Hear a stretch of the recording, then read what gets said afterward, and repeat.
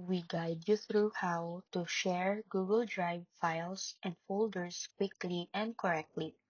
So the first thing you need to do is to open your Google Drive on your phone or your computer and locate the file or folder you want to share.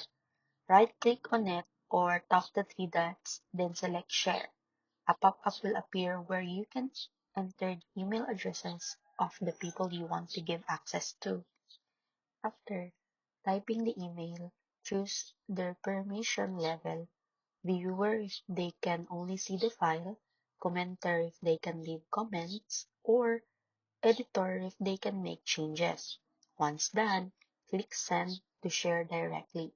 If you prefer using a link, click Copy Link, then adjust the access from restricted to anyone with a link if needed, and then choose the permission level before sharing the link.